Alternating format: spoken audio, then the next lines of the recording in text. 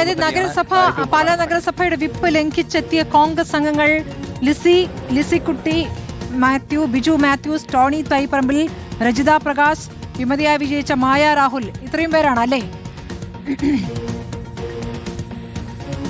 തീർച്ചയായും അത് തന്നെയാണ്. അതായത് ടോണി തൈപ്പറമ്പിലാണ് ഈ കോൺഗ്രസ് പാർലമെന്ററി പാർട്ടി നേതാവ് എന്ന് പറയുന്നത്. കോൺഗ്രസിന്റെ പാർലമെന്ററി പാർട്ടി നേതാവാണ് ടോണി തൈപ്പറമ്പിൽ. ഈ വിഷയവുമായി ബന്ധപ്പെട്ട് വലിയ വിവാദങ്ങൾ ഉണ്ടായിരുന്ന ആളാണ് ബിജു മാത്യൂസ് എന്ന് പറയുന്നത്. ബിജു മാത്യൂസിനെതിരെയാണ് നഗരസഭാ ചെയർപേഴ്സൺ ഒരു മോഷണ പരാതി നൽകുന്നതും ബിനു പുളിക്കണ്ടത്തിന് അതുപോലെ തന്നെ ബിജു പുളിക്കണ്ടത്തിനെതിരെ ഒരു പരാതി നൽകുന്ന സാഹചര്യം ഉണ്ടായത്. ഈ 19ാം വാർഡിൽ നിന്നും, അതായത് ജോസ് കെ മാണിയുടെ വാർഡിൽ നിന്നും വിജയിച്ച് വന്ന ആളാണ് രജിത എന്ന് പറയുന്നത്. അതുപോലെ തന്നെ സീനിയർ ആയിട്ടുള്ള അംഗമാണ് ഈ ലിസിക്കുട്ടി എന്ന് പറയുന്നത്. ഈ 3 പേരും ഒപ്പം തന്നെ വൈസ് ചെയർപേഴ്സൺ ആയിട്ടുള്ള മായ രാഹുൽ. ഈ മായ രാഹുലുമാണ് ഇപ്പോൾ എന്തായാലും ഈ വിഷയത്തിൽ അല്ലെങ്കിൽ എതിർത്ത് വോട്ട് രേഖപ്പെടുത്തിയിരിക്കുന്നു എന്നുള്ളത് തന്നെയാണ്. അതായത് കോൺഗ്രസിന്റെ വിപ്പ് അവിടെ ലംഘിക്കപ്പെട്ടിരിക്കുന്നു എന്നുള്ളത് തന്നെയാണ് ഏറ്റവും പ്രധാനപ്പെട്ട കാര്യം എന്ന് പറയുന്നത്. കോൺഗ്രസ് നൽകിയിട്ടുള്ള വിപ്പ് അല്ലെങ്കിൽ കോൺഗ്രസ് DCC പ്രസിഡന്റ് തന്നെ നൽകിയിട്ടുള്ള വിപ്പ്, ആ വിപ്പിൽ പ്രതികരണങ്ങളിലേക്ക് ഇപ്പോൾ പോകാമോ? അവിശ്വാസ പ്രമേയം പാസാക്കിയ ശേഷം അംഗങ്ങൾ പുറത്തേക്ക് വരികയാണോ?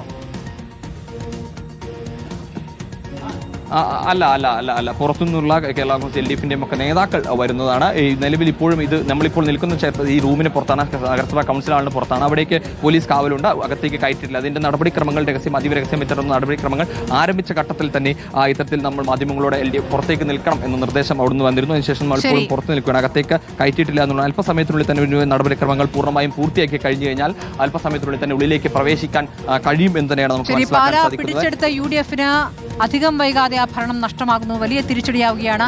സജോ ദേവസി കൂടിയുണ്ട്. സജോ, ഇപ്പോൾ പാലാ നഗരസഭയിൽ ആകെയുള്ള 26 സീറ്റിൽ കേവല ഭൂരിപക്ഷത്തിന് വേണ്ടത് 14 UDFന് 14 അംഗങ്ങളും LDFന് 12 അംഗങ്ങളുമായിരുന്നു. ഇപ്പോൾ ഇതാ 5 പേർ അപ്പുറത്തേക്ക് വോട്ട് ചെയ്തുകൊണ്ട് അവിശ്വാസ പ്രമേയം പാസ്സാക്കിയിരിക്കുന്നു എന്നുള്ളതാണ്.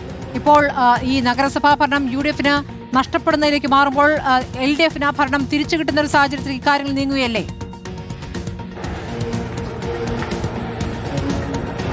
സ്മൃതി, സംഭവിക്കാൻ പോകുന്നത് ഒരുപക്ഷേ മായ രാഹുൽ എന്ന കോൺഗ്രസിന്റെ വിമതയായി ജയിച്ച സ്വതന്ത്രാംഗം ചെയർപേഴ്സൺ സ്ഥാനത്തേക്ക് വരികയായിരിക്കും സംഭവിക്കാൻ പോകുന്നത്. പക്ഷേ ഫലത്തിൽ അത് UDF പിന്തുണയുള്ള LDF ഭരണം എന്നൊക്കെ വിളിക്കാൻ കഴിയുന്ന ഒന്നാകും. എന്ന് വെച്ചാൽ LDFന്റെ ഭരണം എന്ന് വിളിക്കാൻ കഴിയില്ലെങ്കിലും കേരള കോൺഗ്രസ് എമ്മും കോൺഗ്രസിന്റെ കൗൺസിലർമാരും തമ്മിൽ യോജിക്കുന്നു എന്നൊരു രാഷ്ട്രീയ സവിശേഷതയാണ് അവിടെ സംഭവിക്കാൻ പോകുന്നത്. അങ്ങനെ ഒരു യോജിച്ച ഭരണമായിരിക്കും യഥാർത്ഥത്തിൽ ഇനി അവിടെ വരാൻ പോവുക. അതായത് അവിശ്വാസം പാസ്സാകുന്നതോടുകൂടി ഇനി പുതിയ അധ്യക്ഷയെ കണ്ടെത്താനുള്ള തെരഞ്ഞെടുപ്പിലേക്ക് കടക്കേണ്ടി വരും.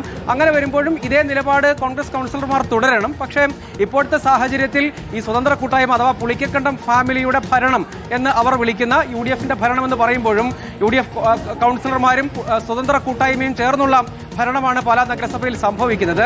കേരള കോൺഗ്രസ് എമ്മിന്റെ തട്ടകത്തിൽ UDF ഭരണം പിടിച്ചെടുത്തു. പക്ഷേ അത് അധികകാലം നീട്ടിക്കൊണ്ടു പോകാൻ അവർക്ക് കഴിയുന്നില്ല എന്നാണ് അതിലെ ഒരു കാര്യം. അതിൽ കോൺഗ്രസ് കൗൺസിലർമാർ പറയുന്ന ഒരു കാര്യം, അവരെ സംബന്ധിച്ചിടത്തോളം അവരുടെ ഭാഗത്തിന് പ്രാതിനിധ്യം കിട്ടുന്ന, അവരുടെ വാദങ്ങൾക്ക് അംഗീകാരം കിട്ടുന്ന ഒരു ഭരണം വരട്ടെ, കോൺഗ്രസിന് ജനങ്ങളുടെ മുൻപിൽ കാര്യങ്ങൾ വിശദീകരിക്കാൻ കഴിയും എന്നാണ് ഈ കൗൺസിലർമാർ പറയുന്നത്. പക്ഷേ ഇപ്പോഴടക്കം പല രൂപത്തിലുള്ള സമ്മർദ്ദം ഉണ്ടായിരുന്നു. അവിടുത്തെ MLA പിന്നീട് MP ആ രൂപത്തിൽ UDFന്റെ നേതൃത്വം എന്ന നിലയ്ക്കൊക്കെ അങ്ങനെ പോകേണ്ടതില്ല, കേരള കോൺഗ്രസ് എമ്മിനുമായി യോജിക്കുന്ന ഒരു സാഹചര്യം എന്ന് സ്വാഭാവികമായും ഇത് വ്യാഖ്യാനിക്കപ്പെടുമല്ലോ. അങ്ങനെ ഒരു സാഹചര്യം വേണ്ടതില്ല എന്ന് പറഞ്ഞതിന്റെ അടിസ്ഥാനത്തിലാണ് വിപ്പ് നൽകാൻ DCC തീരുമാനിക്കുകയും അതിന്റെ അടിസ്ഥാനത്തിൽ വിപ്പ് കൈമാറാൻ ശ്രമിക്കുകയും ചെയ്തത്. പക്ഷേ ഈ 5 കൗൺസിലർമാരെ ഈ രൂപത്തിൽ ഉറപ്പിച്ചു നിർത്താൻ അവർക്ക് കഴിഞ്ഞില്ല, അല്ലെങ്കിൽ അവരുടെ വിശ്വാസം നേടാൻ കഴിഞ്ഞില്ല എന്നതാണ് കാണേണ്ട ഒരു പ്രധാനപ്പെട്ട കാര്യം. അതിൽ തന്നെ 4 കോൺഗ്രസ് അംഗങ്ങളും ഒരു സ്വതന്ത്ര അംഗവുമാണ്. അവരും UDFന്റെ ഭാഗമായി തന്നെ നിൽക്കുന്ന ആളാണ് സ്വതന്ത്ര അംഗം, അവർ വൈസ് ചെയർപേഴ്സണുമാണ്. അങ്ങനെ വരുമ്പോൾ ഫലത്തിൽ കേരള കോൺഗ്രസ് എമ്മുമായി കോൺഗ്രസ് കൗൺസിലർമാർ യോജിക്കുന്നു എന്നതാണ് രാഷ്ട്രീയമായി അവിടെ സംഭവിക്കുന്ന ഒരു പ്രധാനപ്പെട്ട കാര്യം. അപ്പോൾ അതായത് കുറേയധികം കാലമായി തുടരുന്ന രാഷ്ട്രീയ നാടകങ്ങളുടെ ഒരു എപ്പിസോഡാണ്, അതിനാണ് ഇപ്പോൾ പര്യവസാനമാകുന്നത്. അതായത് പുളിക്കക്കണ്ടം ഫാമിലിയെ ഈ അധികാര നിയന്ത്രണത്തിൽ തുടരാൻ അനുവദിക്കുകയില്ല എന്ന് ഈ കൗൺസിലർമാർ തീരുമാനിക്കുന്നു. അതിന്റെ തുടർച്ചയാണ് ഇപ്പോൾ സംഭവിച്ചിരിക്കുന്നത്.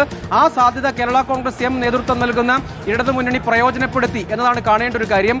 ഇതിൽ തന്നെ അവർക്ക് കേരള കോൺഗ്രസ് എമ്മിന് 10 അംഗങ്ങളുണ്ട്, 2 LDF സ്വതന്ത്രനുണ്ട്, അങ്ങനെ 12 പേർ. ഇനിയിപ്പോൾ മായ രാഹുലും കൂടി ചേരുമ്പോൾ അത് 13 ആയി. അപ്പോൾ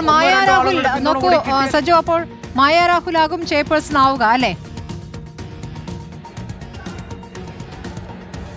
അങ്ങനെ ഒരു ധാരണയിലേക്കായിരിക്കും പോവുക. അതല്ലെങ്കിൽ ഈ കേരള കോൺഗ്രസ് എമ്മും LDF കൗൺസിലർമാരും പിന്തുണയ്ക്കുന്ന ഒരു ഭരണം രൂപപ്പെടുമ്പോൾ അത് പിന്നീട് ഭാവിയിൽ ബുദ്ധിമുട്ട് ആകാൻ സാധ്യതയുണ്ട് എന്ന് മനസ്സിലാക്കിയതിന്റെ അടിസ്ഥാനത്തിൽ ചെയർപേഴ്സൺ സ്ഥാനം മായ രാഹുലിന് കിട്ടുകയും LDFന്റെ പിന്തുണയും ഈ വിമത അല്ലെങ്കിൽ ഇപ്പോൾ കോൺഗ്രസ് പിന്തുണച്ച കോൺഗ്രസ് കൗൺസിലർമാരുടെയും പിന്തുണ, അവർക്കും മായ രാഹുൽ തന്നെ ചെയർപേഴ്സൺ സ്ഥാനത്തേക്ക് വരുന്നതിനെ പിന്തുണ. അപ്പോൾ തന്ത്രപരമായ ഒരു നിലപാട് അവർ സ്വീകരിക്കുന്നതായി വേണം വിലയിരുത്താൻ. എന്ന് വെച്ചാൽ മായ രാഹുലിനെ തന്നെ ചെയർപേഴ്സൺ സ്ഥാനത്തേക്ക് ഉയർത്തിക്കാട്ടിയാൽ ഇതേ പിന്തുണ അവിടെയും ലഭ്യമാകും. എന്ന് വെച്ചാൽ അങ്ങനെ ഒരു ഭരണം, എന്ന് വെച്ചാൽ പ്രതിസന്ധിയില്ലാത്ത ഒരു ഭരണം അവിടെ സാധ്യമാകും എന്ന വിധത്തിൽ. എന്ന് വെച്ചാൽ കേരള കോൺഗ്രസ് എമ്മും കോൺഗ്രസ് കൗൺസിലർമാരും ഒക്കെ ചേർന്ന് പിന്തുണയ്ക്കുന്ന മായ രാഹുൽ എന്ന നിലയ്ക്ക് ഒരു സ്വതന്ത്രമായ ഭരണ സാധ്യത എന്ന് വേണമെങ്കിൽ അവർക്ക് മുന്നോട്ട് വെക്കുകയും ചെയ്യാം.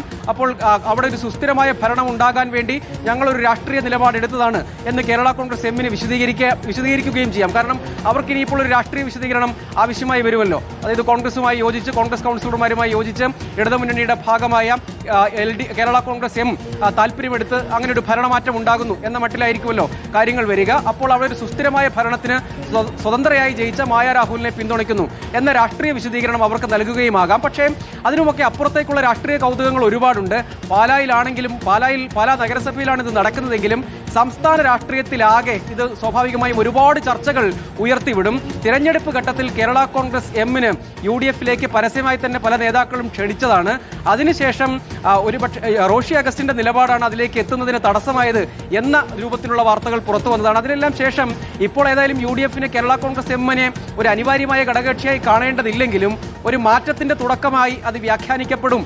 സ്വാഭാവികമായി തന്നെ അങ്ങനെ വ്യാഖ്യാനിക്കപ്പെടും. ഉറപ്പായും അങ്ങനെ രാഷ്ട്രീയ വ്യാഖ്യാനം ഉണ്ടാകും. അതിന് കേരള കോൺഗ്രസ് എം എന്ത് മറുപടി നൽകുമെന്നത് കാത്തിരുന്ന് കാണേണ്ടതാണ്. പാലായിലെ മാത്രം സവിശേഷ സാഹചര്യം എന്നൊക്കെ വിശദീകരിക്കാൻ ശ്രമിച്ചാലും സ്വാഭാവികമായി അത് സംസ്ഥാന രാഷ്ട്രീയത്തിൽ പാലാ നഗരസഭ സ്പെസിഫിക് ആയി തന്നെ ഒരു സംസ്ഥാന രാഷ്ട്രീയ വിഷയമായി ഉയർന്നു വരും എന്ന കാര്യത്തിൽ തർക്കമൊന്നും വേണ്ട. ഇടതുമുന്നണി നേതൃത്വം മുതൽ അങ്ങോട്ടേക്ക് അവർക്കൊക്കെ ഈ കാര്യത്തിൽ വിശദീകരണങ്ങൾ നൽകേണ്ട ഒരു സാഹചര്യം രൂപപ്പെടും. സ്വാഭാവികമായും അതൊരു മാറ്റത്തിന്റെ തുടക്കമാണോ കേരള കോൺഗ്രസ് എമ്മിനെ സംബന്ധിച്ചിടത്തോളം? കാരണം നിയമസഭയിൽ അവർ സംഭൂജിരാണ്, പാർലമെന്റിലും അവർക്ക് ലോക്സഭയിൽ പ്രാതിനിധ്യമില്ല. അങ്ങനെ കേരള കോൺഗ്രസ് എന്ന് പറയുന്നത് അവരുടെ ചരിത്രത്തിലെ ഏറ്റവും വലിയ പ്രതിസന്ധി, അത് രൂപീകരിച്ചതിന് ശേഷം കേരള കോൺഗ്രസ് നേരിടുന്ന ഏറ്റവും വലിയ ചരിത്രപരമായ പ്രതിസന്ധിയിലാണ് ആ പാർട്ടി നിൽക്കുന്നത്. മാത്രമല്ല എക്കാലത്തും അവർക്ക് ഏറ്റവും കൂടുതൽ പ്രാതിനിധ്യമുള്ള അല്ലെങ്കിൽ അണികളുടെ പിന്തുണയുള്ള ഒരു സ്ഥലം പാലയാണ്. ഇപ്പോഴും പാലാ നഗരസഭയിലെ ഏറ്റവും വലിയ ഒറ്റകക്ഷി കേരള കോൺഗ്രസ് എം തന്നെയാണ്. അങ്ങനെ ഒരു പാർട്ടി അവരുടെ രാഷ്ട്രീയ നിലനിൽപ്പ്, അസ്തിത്വം ഒക്കെ സംരക്ഷിക്കേണ്ട ഒരു രാഷ്ട്രീയമായ പ്രതിസന്ധി കൂടി അവർക്കുണ്ട്. അപ്പോൾ അത് സംസ്ഥാന രാഷ്ട്രീയത്തിൽ പല ചോദ്യങ്ങളും ചർച്ചകളും ഉയർത്തിവിടും. എന്ന് മാത്രമല്ല UDF കൗൺസിലർമാർ സ്വതന്ത്രമായി എടുത്ത നിലപാട്, അതിനെ കോൺഗ്രസ് നേതൃത്വം എങ്ങനെയാണ് ഇനി കാണാൻ പോകുന്നത് എന്നതെല്ലാം സ്വാഭാവികമായും വലിയ തോതിലുള്ള ചർച്ചകൾക്ക് വഴി തുറക്കാൻ പോകുന്ന ഒന്നാണ്. ശരി, ഞാൻ അഖിലേക്ക് കൂടി പോകുന്നു. അഖിൽ, അപ്പോൾ UDFന് തിരിച്ചടി എന്ന് പറയുമ്പോഴും പുളിക്കകണ്ട കുടുംബത്തിന്റെ ആഗ്രഹങ്ങൾക്കൊപ്പം നിൽക്കേണ്ടതില്ല, കോൺഗ്രസിന്റെ അഭിമാനം സംരക്ഷിക്കുക എന്ന പ്രതികരണങ്ങളടക്കം അംഗങ്ങളുടെ ഭാഗത്ത് വന്നിരിക്കുന്നു. അപ്പോൾ ഈ വിമതയായി വിജയിച്ച മായ രാഹുലിനെ ചെയർപേഴ്സൺ സ്ഥാനത്തേക്ക് പിന്തുണച്ചുകൊണ്ട് പുളിക്കകണ്ടം കുടുംബത്തിന്റെ ഒരു ആധിപത്യം അല്ലെങ്കിൽ അവരുടെ ഒരു മേൽക്കൈ ഒഴിവാക്കാനുള്ള ശ്രമത്തിലേക്കാണ് ഈ അവിശ്വാസ പ്രമേയം എത്തിച്ചത് എന്ന് പറഞ്ഞാൽ ആ രൂപത്തിലാണോ അത്? ആ രീതിയിലേക്ക് തന്നെ കാര്യങ്ങൾ പോകുമെന്ന് പറയേണ്ടി വരും. കാരണം സ്വാഭാവികമായും കോൺഗ്രസിനെ LDF അല്ലെങ്കിൽ കേരള എം വിഭാഗങ്ങൾ പിന്തുണച്ച് കഴിഞ്ഞാൽ അത് മറ്റു രാഷ്ട്രീയ തർക്കങ്ങളിലേക്ക് അല്ലെങ്കിൽ ഈ രണ്ട് മുന്നണിയിൽ നിൽക്കുന്ന ഒരു യോജിച്ചു പോകാൻ കഴിയില്ല. പക്ഷേ മായ രാഹുൽ അങ്ങനെയല്ല. മായ രാഹുൽ സ്വതന്ത്രയാണ്. സ്വതന്ത്രയെ ഇരുഭാഗങ്ങളിലും പിന്തുണച്ച് കഴിഞ്ഞാൽ അതിൽ മറ്റ് രാഷ്ട്രീയമായ പ്രശ്നങ്ങളോ മറ്റു വിഷയങ്ങളോ ഉണ്ടാകില്ല എന്നുള്ളതാണ് ഏറ്റവും അതുകൊണ്ട് തന്നെ പുളിക്കകണ്ടത്തിന്റെ ഒരു കുറിപ്പ്, മാധ്യമങ്ങൾക്കുള്ള കുറിപ്പ് പുറത്തു വന്നിരിക്കുകയാണ്.